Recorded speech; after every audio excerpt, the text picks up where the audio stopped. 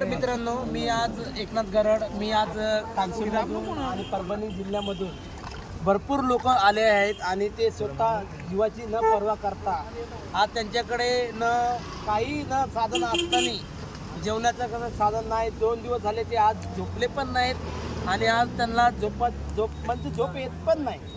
ते पाटलामुळे आज आले, ते आरक्षणमुळे आले आणि आमच्याकडे कडवत असे जरांगे पाटलाचे समर्थक आहेत. एक दिलीप नाना आहेत आणि एक साबळे साहेब आहेत. नानाजी, तुम्हाला काय वाटतंय, आरक्षण आपल्याला भेटेल काय वाटतंय? काय फडणवीस साहेब काय देतील का नाही? माझा प्रथम सगळ्या मीडियावाल्याला जय शिवराय.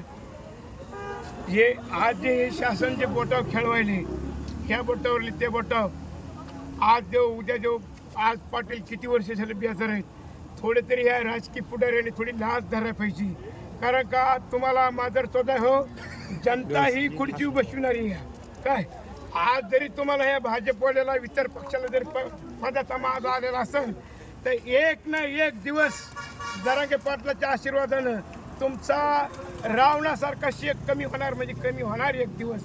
आज एवढा जे समाज रस्त्यावर उतरलाय, आपल्या विधानसभेमध्ये जर आमदारांनी जर आवाज उठविला असता, अरे एक बामणाचा माणूस आणि सगळ्या पुढे काय करू शकते? आपण देव केलेला आहे त्याला, आपण मग त्या देव झालेला नाही. विचार करा तुम्ही. आणखी देवाला शेंदूर लावणं हे भक्ताचं काम आहे आणि देवाने बी जास्त आकार आणून एकदा जर भक्त जर मागं फिरला तर काही खरं नसतं, कुठं दुरण टिकणार नाही. तसं मुख्यमंत्री साहेब, तुम्हाला जनाची नाही मनाची तरी लाच धरा, पण जरांगे पाटला जरा तुम्ही इथून पुढे काही छेड बघू नका. आणि जर तुम्ही जरांगे पाटलाचा जर छेड बघितला तर तुम्हाला 7 जन्म जनता सुखी होणार. 7 जन्म. तुम्ही आज जरी आम्ही मुंबईमध्ये आहेत, तुम्ही आमची परीक्षा घ्यायला, अरे आम्ही शेतकऱ्याची लेकरं आहेत, देश जगविणारे लेकरं आहेत, भीक मागून खाणारी आवडत आमची नाही.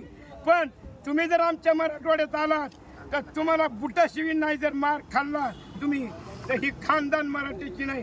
एवढं बोलून जय भीम, जय महाराष्ट्र, जय किसान.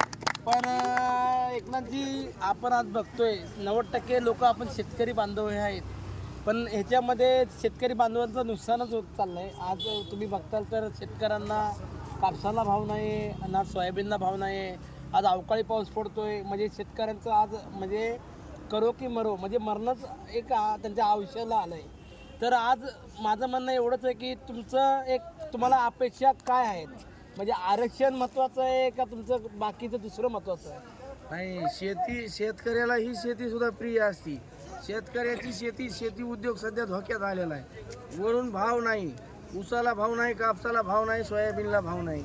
त्यातली त्यात थोडेफार लेकरं शिकायले तर माझा एक मित्र, त्याला फक्त 1 मार्क नाही 5 मार्क कमी होता. 5 मार्कानं तो नोकरीला लागता शासकीय कोट्यातून नोकरीला लागता गेला. मग तुम्ही मला सांगा, आरक्षण महत्त्वाचं आहे की नाही? आरक्षण हे खरंच महत्त्वाचं आहे. कारण की आपले बरेचसे पोरं आहेत ओपन कॅटेगरी असल्यामुळं त्याचा अर्धे आणि पाव मार्कामुळं नंबर लागत नाही. आणि जर हेच रिझर्वेशन ओबीसीमधून जर मिळालं, जरांगे पाटलाची जी मागणी ओबीसीमधून आरक्षण, ते टिकणारं आरक्षण आहे आणि ते आपल्या सगळ्यांना तारणारं आरक्षण आहे. पण मी बघतोय आज दिलीप नाना आणि एकनाथ साबळे साहेब आणि बाकी सगळे लोक, मी तुम्हाला सांगतोय की तामिळनाडूमध्ये जर आरक्षण भेटू शकतं ओपन वर्गांना, तर आपल्या मराठी बांधवांना का नाही भेटू शकत?